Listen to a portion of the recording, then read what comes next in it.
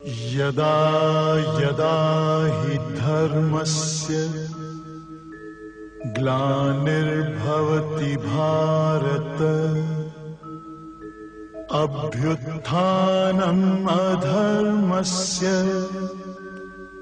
तदात्मानं सृजाम्यहम् परित्राणाय साधूनां विनाशाय च दुष्कृतां धर्म संस्थापनार्थाय संभवामि युगे युगे।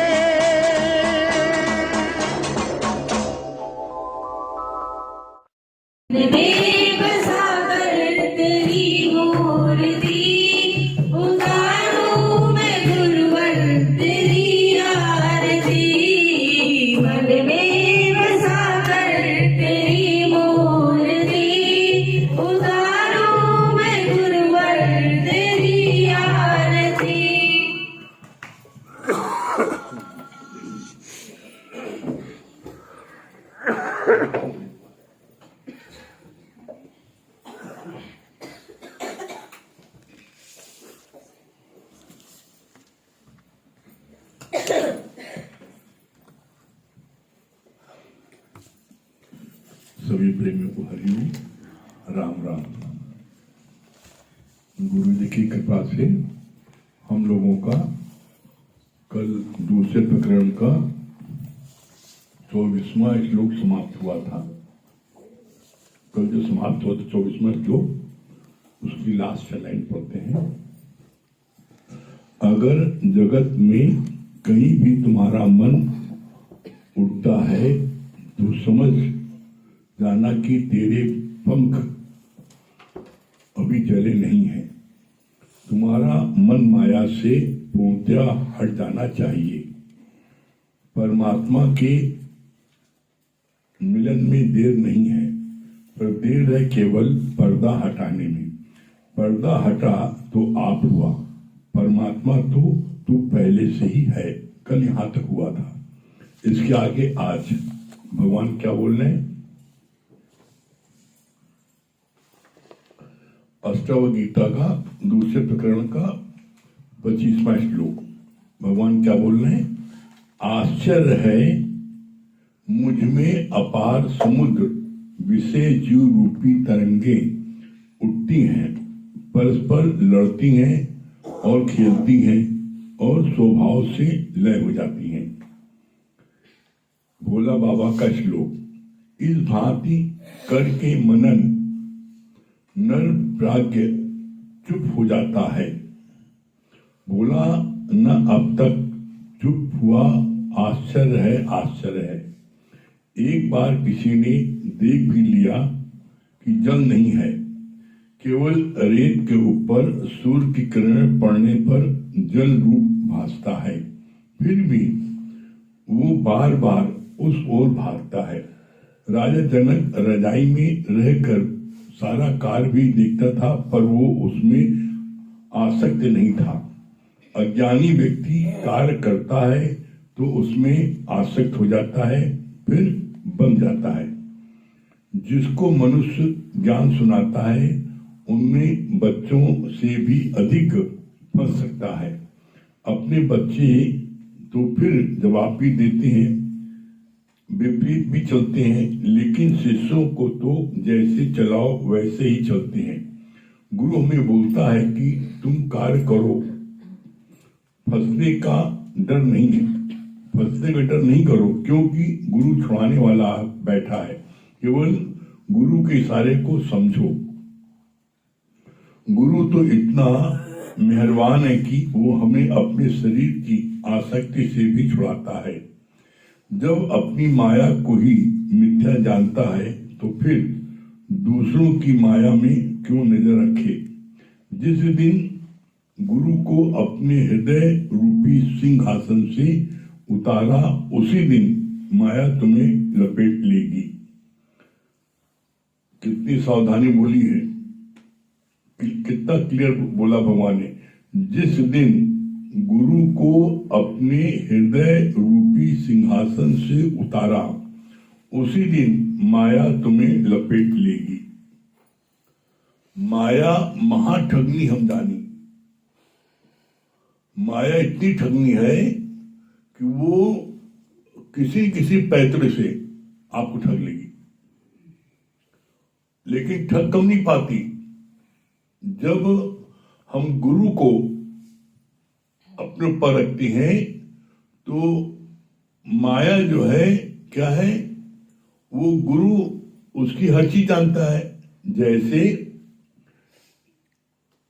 जो तमाशा दिखाते हैं जादू, तो जो जादू का जो उसका जो मेन है, बच्चों से दिखवाता है कि बच्चे तुम दिखाओ, मालिक वो है, तो उसको पता है ना सारी चीज कहां से कर रहा है, खुराफात, आंखों फेर है।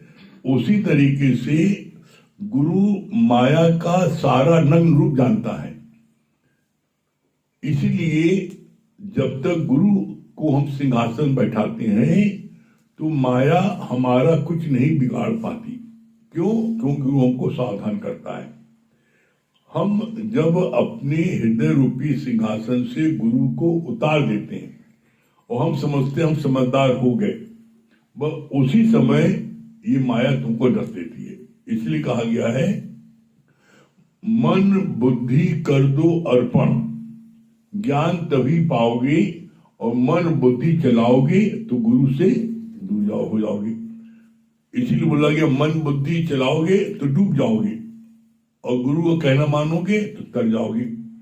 तो यहां पर बार बार कितना भी प्रयत्न करने के बाद भी ये मनुराम नहीं मानते। ये फिर हम भी कुछ जानते हैं ना, और इतने बेवकूफ थोड़ी ना। जैसे जब विवेकानंद से बोला गया कि गुरु में अंधी श्रद्धा रखो, तो बोला हम पढ़े लिखे अंधी श्रद्धा का रखिए, हम भी जांचेंगे परखेंगे। तो कहा जब तुम जांचो परखोगे तो इसके मतलब तुम गुरु ज्यादा बुद्धिमान हो। भाई गुरु कोई चीज कहता है ये करो और तुम कहते ये नहीं करेंगे, तो इसका मतलब ये कि तुम समझते हो कि ये बेटर है, ज्यादा अच्छा समझते हो। तो बोला यही चीज हमको डूब देती है। इसके लिए क्या बोला, एक्चुअल में सत्यता क्या है, गुरु जो है वो 5वीं मंजिल पर खड़ा है और हम अभी धरती पर खड़े हैं। तो धरती पर जो व्यक्ति खड़ा है वो 5वीं मंजिल पर जो व्यक्ति खड़ा है उसको नहीं देख सकता। 5वीं मंजिल अलग देख सकता है नीचे वाले को। हम 5वीं मंजिल के व्यक्ति को तभी देख सकते हैं जब हम उसके सामने वाली बिल्डिंग में 5वीं मंजिल पर खड़े चढ़ जाए, और तब बराबर वो आई तब हम समझेंगे। इसीलिए बोला गया एवट ऊंचा होए तिस ऊंचे को जाने सोए। हमारी बुद्धि रसातल में होती है, ग्राउंड फ्लोर पर होती है, और जब गुरु हमसे कोई बात कहता है तो हम उस बात को एक्सेप्ट नहीं कर पाते। क्यों? मेरी बुद्धि इतनी परफेक्ट नहीं हुई है। जैसे गुरु ने कहा कि सागर का पानी मीठा, तो कहो हाँ जी हाँ, ना जी नानी को समझ में नहीं आता। भाई सागर का पानी पीते इतना खारा ही पी नहीं सकते, और गुरु कह रहा सागर का पानी मीठा, तो कहो हाँ जी हाँ। लेकिन जब तुमको कोई बात समझ में नहीं आती है तो विनम्रता पूर्वक तुम गुरु से प्रश्न कर सकते हो कि गुरु जी हमने समुद्र का पानी एक चिल्लू पिया तो बहुत खारा था, और आप कहते मीठा है, कैसे? ये हमने प्रैक्टिकल देखा बहुत खारा है। तब गुरु तुमको समझाता है बेटा पानी खारा है जरूर, लेकिन गुरु का समुद्र पानी मीठा, कैसे मीठा है? बोला जब यही पानी समुद्र का सूर्य सोखता है और बादल बनते हैं, और जब वो फिर बारिश करता है तो बारिश के रूप में मीठा पानी कर देता है। तो पानी जो बारिश का आया, वो पानी आया कहां से? समुद्र से आया। इसीलिए आप देख लो समुद्र के किनारे जहां जहां समुद्र है, जिस जिस शहर में, चाहे बॉम्बे हो चाहे मद्रास हो, जहां समुद्र है वहां बारिश का कोई भरोसा नहीं। जितने लोग बॉम्बे के हैं उनके हर एक के बैग में, पर्स में छोटा छाता रहेगा। वो कहते हैं, बोलते हैं कि बंबई की बारिश कोई भरोसा नहीं और बंबई की छोकरी को भरोसा नहीं, कब भाग जाए।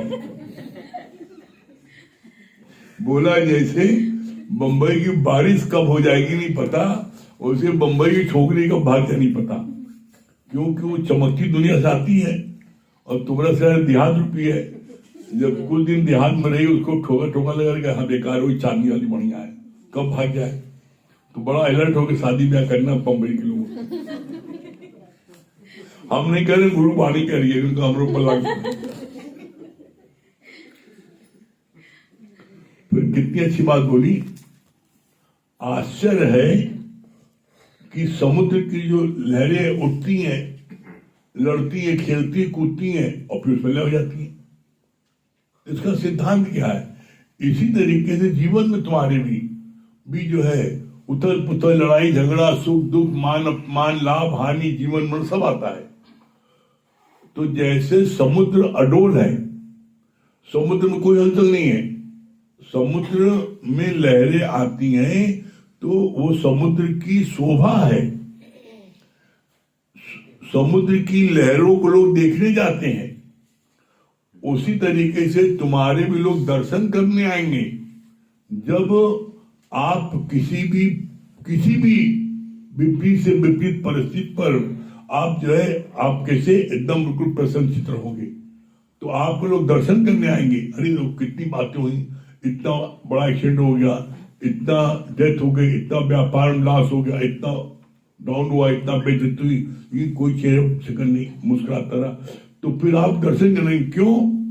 क्योंकि जो ब्रह्म ज्ञानी होता है वो कभी भी अपनी देह में उतरता ही नहीं है, वो हर समय अपनी आत्मा में विचरण करता है, जिसके कारण से दुनिया का कोई भी कैसी भी विपरीत परिस्थिति है, चाहे अनुकूल हो चाहे विपरीत हो, वो किसी बात से प्रभावित क्यों नहीं होता है। प्रभावित होता है शरीर, प्रभावित होता है जीव, ब्रह्म प्रभावित नहीं होता, आत्मा प्रभावित नहीं होती है। आत्मा तुलना कैसे की गई है? आकाश से। नथिंग कैन टच स्काई, आकाश कोई चीज नहीं छू सकती। तो उसी तरीके से आप भी आकाशवत क्यों नहीं रहते? ये क्वेश्चन मार्क है। आकाशवत आप इसलिए नहीं रह पाते कि आपके मन में कोई ना कोई चाहना उत्पन्न हो जाती है। कोई ना, बिटवा खाना खाए इसके ने, अम्मा लोग सारा जान के ही पड़ी बिटवा खाए इसके ने। स्कूल से आधे घंटे देरी हो जाए, कैसे हलचल देखो। तो तुम्हारे अंदर में कोई ना कोई चाहना जो आ जाती है, जिसके कारण तुम जीव बनते हो, और जीव बनते हो और उस चाहना की पूर्ति के लिए हमरे बिटवा का सिलेक्शन हो जाए, चाहे जितना गलत साधन का उपयोग कर लें। हमरे बेटे को नौकरी मिल जाए, चाहे किसी गरीब के बेटे को नौकरी न मिले, हमरे बेटे को मिल जाए, चाहे जितना घूस देना पड़े। तो तुमने किसी के कैरियर को चौपट किया ना, जास्ती की ना, तो बोला तुम थे ब्रह्म, लेकिन एक चाहना के कारण तुम ब्रह्म से शैतान बन गए। कैसे? बोला चाह चमारी चिमड़ियत नीचन से नीच, और तू तो पूर्ण ब्रह्म था यदि चाह होती हुई। एक चाहना की के कारण तुम ब्रह्म से जीव बनते हो, और चाहना के पूर्ति के लिए गलत साधन का उपयोग करते हो, जिसे हैवान बनते हो। हैवान बनाए किसने? जाना। अच्छा, अब अपने मन से बात करो कि बचपन से लेके आज तक तुम्हारी हजारों चाहनाओं की पूर्ति हो गई, तो क्या मिल गया? 2 घड़ी का सुख, बस क्षणिक सुख। और गुरु ने क्या कहा? जो सुख आए फिर नहीं जाए उसका करो विचार। उसका विचार कौन सा? Permanent happiness. और परमानेंट हैप्पीनेस कब आती है? जब आप गुरु के वचन का मनन करते हो तो आपको परिणति आती है। और इसका प्रैक्टिकल उदाहरण क्या है? सबके जीवन बीता है। कभी देखो आप लेटे रहते हो और गुरु को कोई वचन याद आया, मुस्कुराते हो, बच्चे तो पगधानी हो, अम्मा का हंस रही हो, और तुम गुरु के वचन सुन सुन करके तुम्हें हंसी आती है। जैसे एज एग्जाम्पल गुरु ने बोला, गाली आवत एक है, पलटत हो अनेक, और जो पलटू पलटे नहीं रहे एक ही। किसी ने गाली बक्की आपको, आप कुछ नहीं बोले, उसने 20 गाली बक्की, 25 30 बक्की, बकते बकते थक हुआ, क्या पता नहीं लगा, बेहद बुलबुल नहीं करता, चुप हो गया अपने आप। अब आपको गुरु की वाणी सुन के याद आ, गुरु ने ठीक कहा था, गाली आवत एक है, पलटत हो नहीं। और आपने जैसे उसने 10 गाली बक्की, आपने कहा अब अगर तूने बक्का तो फिर उसको ताकत मिल गई, और फिर तुम्हें 10 गाली बक्केगा, और तुमने 10 गाली बक लिया, फिर तुमने बोला अगर अब की बक्का तो फिर बक्केगी 10 गाली। लेकिन अगर उसने 10 गाली बक्की, आप चुप रहे, तो 11वीं गाली बक्कर जो खुद ही अपना मुंह पीटने लगेगा, कुछ बोलते नहीं ना। कैसे बेहा है ये लोग, कुछ बोलते नहीं ना, चुप हो जाएगा। तो गुरु ने बोला, तुम जो है शांत रहो, तुम शांत रहो, कोई शोर नहीं, तुम्हारे बोलने पर ही सारा शोर होगा। तो कितना अच्छी उपाय बताया गुरु जी ने। फिर बोला कितनी अच्छी बात कि रेगिस्तान में बालू जो पड़ी होती है उस पर सूर्य का जो प्रकाश पड़ता है, रोशनी पड़ती है, चांदनी पड़ती है, तो ऐसा लगता है नदी बह रही है। अब तुमने एक बार 2 बार जाके देख लिया कि भाई ये जो है रेगिस्तान की बालू में पानी नहीं ना, तो क्या अब तुम उसमें नहाने जाओगे? उसी तरीके से जगत है, जगत मिथ्या ब्रह्म सत्य। तो तुम जगत के पीछे क्यों भाग रहे हो? जब एक ये बात साबित हो गई, एक ब्रह्म सत्य, जगत मिथ्या, जो दिखे सब चलनहार, जो कुछ भी इन आंखों से तुमको दिख रहा है वो सब जाने वाला है, कोई चीज भी रहने वाली नहीं है। आप एक चीज का नाम बता दो जो चीज दिख रही हो रहे। यहां तक कि भगवान को स्वयं अपना शरीर छोड़ना पड़ा, कृष्ण को शरीर छोड़ना पड़ा, राम को अपना शरीर छोड़ना पड़ा। जिसने भी जन्म लिया उसका शरीर नश्वर है। कितना क्लियर है, ईश्वर अंश जीव अविनाशी। ईश्वर का अंश जो जीव में होता है वो अविनाशी, वो मरने वाला नहीं ना, वो मैं हूं। इस बात की पहले आप समझ लोगे तो आप कभी जो है, कभी आप मरने को से डरोगे नहीं। मरने से डरता है जीव, मरने से आत्मा नहीं डरती। आत्मा जानती है अजर अमर अविनाशी निराकार ब्रह्म, जिसका न रूप न रंग न रीत, त्रिमूर्त भिन्न, वो आत्मा, वो सच्चिदानंद ब्रह्म हूं। ये मन में फील करो, एक बहुत अच्छे से क्लियर समझ लो। भगवान शब्द, ब्रह्म शब्द, ये जो बोला जाता है इस सत्य के लिए बोला जाता है। कोई व्यक्ति भगवान नहीं है, किसी का शरीर भगवान नहीं है, इस गलतफहमी नहीं रहना। इस शरीर के अंदर जो भगवान की शक्ति, जो जीव ईश्वर अंश, जो अंश है उसका, वो अविनाशी है, वो जो है वो मरने वाला नहीं है। कैसे? आप देख लो, जब किसी का शरीर शांत होता है तो अगर आत्मा उसके में से निकल जाए तो शांत तो शरीर हो गया, ऐसा नहीं है। शरीर शांत कब होता है? मुर्दे में भी आत्मा है, लेकिन मुर्दा क्यों हो गया? मुर्दा हो गया इसलिए कि उस जीव से उसका कनेक्शन कट हो गया, बस कट हो गया।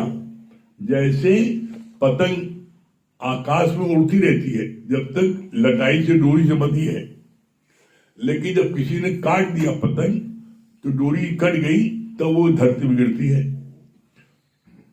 उसी तरीके से आत्मा न्यारी, निर्लेप है, अजर, अमर, अविनाशी है, इसको कोई मान नहीं सकता। जीव मरता कब है? जब उस आत्मा से उसका डिस्कनेक्शन हो जाता है। कैसे डिस्कनेक्शन हो जाता है? जैसे पहले बल्ब आते थे ना, बल्ब में दो खूंटी होती थी, तार जो जुड़े होते थे। तो अगर एक तार निकल जाए तो आप बोलते बल्ब फ्यूज हो गया, करंट है, बल्ब जल नहीं रहा है। उसी तरीके से इंसान फ्यूज हो गया, करंट है। कैसे? मुर्दे में भी आत्मा है। कैसे? उसका प्रमाण है। हस्ती भांति प्रिय नाम रूप, नाम रूप नाश है, ब्रह्म का प्रकाश है। हस्ती भांति प्रिय ब्रह्म रूप है। तीन, हस्ती भांति प्रिय ब्रह्म रूप है, नाम रूप नाश है, ब्रह्म का प्रकाश है। कैसे? हस्ती मन क्या होता है, भाषी माने क्या होता है, दिखाई पड़ रहा है। प्रिय माने प्यारा है। मुर्दे में तीनों चीजें, मुर्दा पड़ा है सामने, हस्ती माने है, भाषी माने मुर्दा दिखाई पड़ रहा है, प्रिय माने प्यारा है। और मुर्दा हो गया, उसमें जान नहीं ना, उसके बावजूद भी तुम्हारे पिता का शरीर पड़ा है और कोई व्यक्ति आए अपना जो है चप्पल जूता उनके सीने में रख के बैठ जाए तो तुम क्या करोगे? वही जूता मारने लगोगे उसको? अरे तो मर गया, कैसे होता है? लेकिन प्रिय तब भी है। अरे यहां तक कि आप देखो, हम तो देखते हैं, मार्टी वाच करते हैं, जब इंसान जिंदा रहता है, बूढ़ा हो गया तो लौंडे बच्चे, पोता पोती, बिटवा, कोई पंखा नहीं हाँकता, मक्खी बैठ रही है तभी हाँकता है। और जब मर जाता है तो मक्खी बैठती तो पंखा हाँकते हैं। मुर्दे पर मक्खी बैठी हाँक रहे हैं दिखाने के लिए, देखो बड़ा बाबा से प्यार करिए थे, बड़ा पिता से प्यार करते हैं। प्यार करते हो, जिंदा रहते तुमने उनकी कदर की नहीं। जब मर गए, मरने पर देखो कोई चक्कर नहीं ना, मरने पर अगर बाप के नाक पे, आंख पर मक्खी बैठी तो एक आदमी पंखा नहीं छाड़ेगा। करे दिखावा भक्ति का, उजली ओढ़े चादरिया, अंदर से मन साफ किया ना, बाहर मांझेगा गया। हमने देखा अपनी आंखों से, लौंडे बच्चे, बाप जिंदा है तो उसको तरस दिया जाता था कि हमें कुछ पैसा दे दो, कोई चीज ले ले, हमको कुछ जरूरत है, एक पैसा ही नहीं देते। और जब मर गए तो 50,000 रुपए उसके क्रियाकर्म खर्चा। क्या मैंने बड़ी सांस उठाया, हमका सांस नहीं, अपनी नाक कटनी, थोड़ी नाक कट रही थी ना, नाक कट जाती, सांस नहीं उठाते, तेरा ही नहीं करा तो नाक कट जाती। तो जो कुछ तुमने किया अपने लिए किया है, उनके लिए नहीं किया। उनको तुमने 10 रुपए के लिए तरसा दिया, क्योंकि अभी हमको कुछ पान खाना है, सिगरेट पीना, कोई तो क्या कर, वो पान खा के टिपड़ होती भी और डांट खा रहे। तो इसीलिए बोला भगवान ने कि जीते जी जो सेवा कर सकते करो, मरने में दिखावा नहीं करो। और ये जो है, जो लोग ऐसा करते हैं उनके मन में कभी भी शांति नहीं आ सकती। जो भी अपने माँ बाप को तरसाते हैं, परेशान करते हैं, निग्लेक्ट करते हैं, उपवास उड़ाते हैं, कदर नहीं करते, वो कभी भी उनका मन शांत नहीं सकता। उनके मन में हमेशा हलचल होगी, हमेशा उनके मन में दुख होगा कि हमने जीते जी ऐसा नहीं किया। जब तक व्यक्ति जिंदा रहता है उसकी इंसान कदर नहीं करता, मरने के बाद में सब कदर करते हैं। तो बोला भगवान ने कहा गलत है, जीते जी। बहुत बहुत अच्छी बात बोली गुरु जी ने।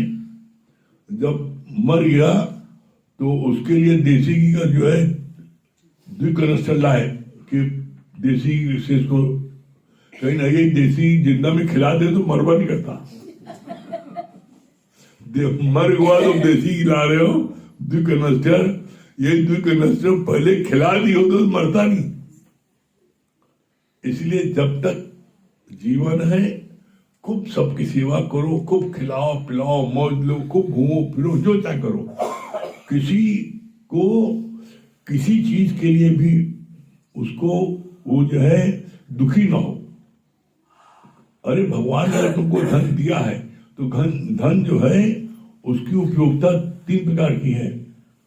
एक है जो अपने तन का, मन का, धन का, दूजों को जो दे दान, वो सच्चा इंसान, वो धरती का भगवान। एक धन होता है सर्व के हित के लिए, आपने खर्च किया तो आप भगवान की पदवी पा गए। एक धन होता है जो मैं मेरे के लिए लोग खर्च करते हैं, तभी चलो ठीक है, कोई अपने बाल बच्चों के लिए खर्च तो किया।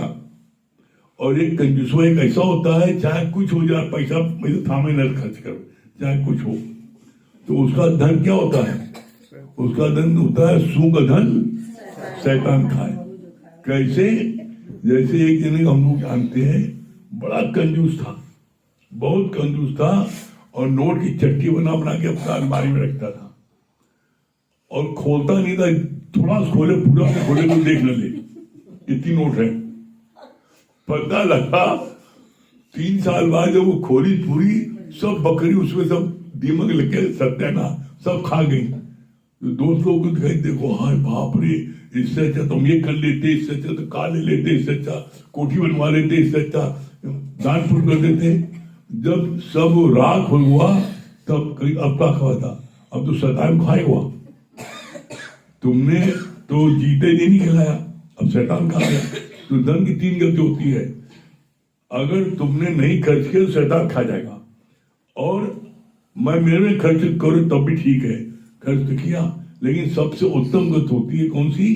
जो बोला अपने तन का, मन का, धन का, दूजों को जो दान दे, सच्चा इंसान धरती भगवान। खूब लंगर कराओ, खूब खिलाओ पिलाओ, सत्संग कराओ खूब प्रेमों को, और इनको खिलाओ पिलाओ तो तुम्हारे अन्न खाने पर ये गुरु के कार्य को करें, किसी को दान करेंगे, किसी को और जाए दान पुण्य को जाए, किसी को मर्डर करेगा तो उसका तुम्हें दोष लगेगा।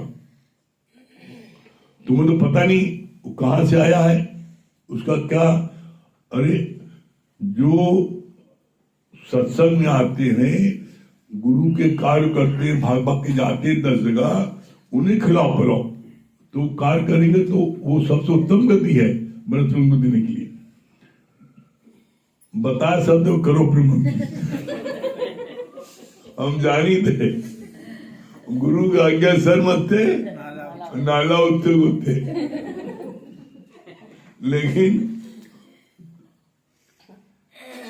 तुमको हमने सुधरवा, हम तो कहते रहे, गुरु कहते रहेंगे। हाँ, ये बात जरूर है, हमने ये देखा है, कहने से, सुनने से, बताने से, गुरु के वचन बताने से, ये हमने देखा है, धीरे धीरे धीरे पहले 100 में 5% लोग, फिर 7%, फिर 9%, फिर 11%, ऐसे धीरे लोग के मन में ये भावना आती, सचमुच हम छाती में लाद के थोड़ी जाएंगे।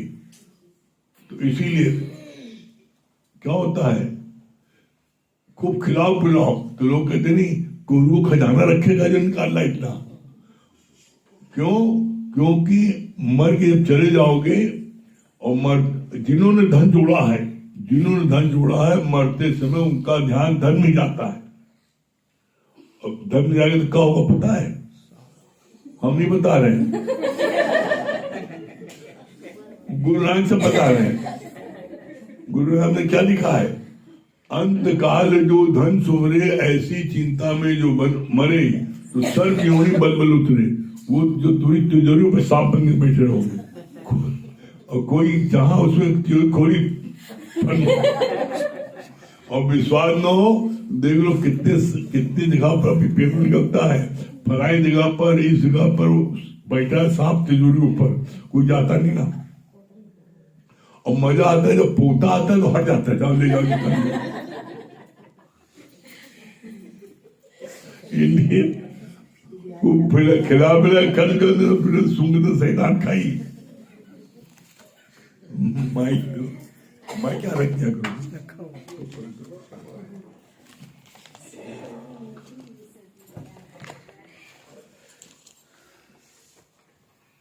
वेलकम जी। सभी प्रेमियों को हरिओम, राम राम। देखिए, भाग्य सवारा पार उतारा, अपना सब कुछ हम पर वारा, प्यारा सतगुरु हमारा, प्यारा सतगुरु हमारा। आज गुरु के हम पर इतने एहसान है कि आज हम गुरु का एहसान का बदला ताउम्र लिखित चुका नहीं सकते हैं। इसी पर ये भजन है।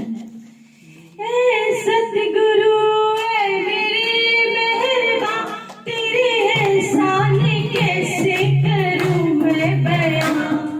मैं धरा तू आसमां, मैं धरा तू आसमां, प्रेम नजर करके रहमो करम, तूने पहुंचाया मुझको कहां से कहां। बदला है मेरा जहां, बदला है मेरा जहां। ए सतगुरु ए मेरे मेहरबान, तेरे एहसान कैसे करूं मैं बयां। मैं धरा तू आसमां, मैं धरा तू आसमां,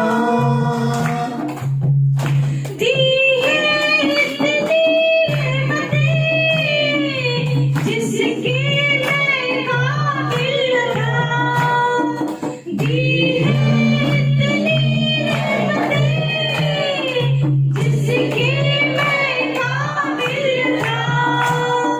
ऐसी थी जिंदगी जिसका कोई साहिल था, ऐसी थी जिंदगी जिसका कोई साहिल था। तू मिला तो सब मिला, रब मिला तो सब मिला, तू मिला रब मिला, रब मिला तो सब मिला। झूम उठी जिंदगी, जीने का सबब मिला, झूम उठी जिंदगी, जीने का सबब मिला। ए सतगुरु ए मेरे मेहरबान, तेरे एहसान कैसे करूं मैं बयां। मैं धरा तू आसमां, मैं धरा तू आसमां, प्रेम नजर करके रहमो करम, तूने पहुंचाया मुझको कहां से कहां। बदला है मेरा जहां, बदला है मेरा जहां। ए सतगुरु ए मेरे मेहरबान, तेरे एहसान कैसे करूं मैं बयां। मैं धरा तू आसमां, मैं धरा तू आसमां, जलती जगती धूप में तेरी छाया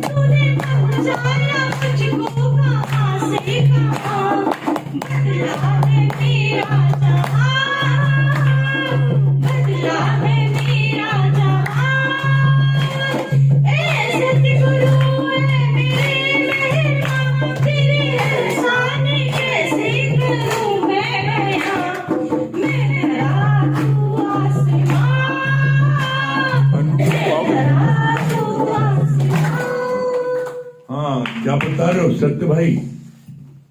सत्य भैया दीजिए, क्या बता रहे हो? मुझे ये बात अच्छी लगी, जैसे जैसे हम लोग जैसे सत्संग सुनेंगे वैसे वैसे हम लोग के में जीवन में प्रभाव पड़ेगा। जैसे हम लोग अगर सत्संग सुनेंगे तो हम अच्छे इंसान बनेंगे। अरे वेरी गुड, वाह भैया, बहुत सुंदर। क्या बता रही हैं अर्पणा जी, क्या बता रही हैं?